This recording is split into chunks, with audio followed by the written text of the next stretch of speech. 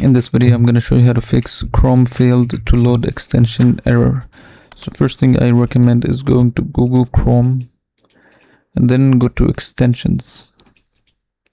So first try to remove the extension and re-add it.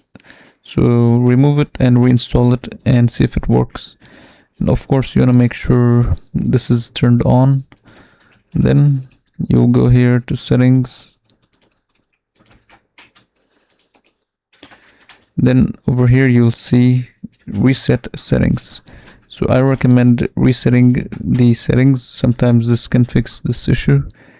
And then go to privacy and security and then all time, and then make sure cache is selected, and then click delete data.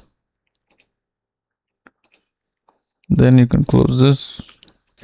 And then the last thing I recommend trying is just make sure that Chrome is exited before you relaunch it again. So if you see it here, just right click and then end task.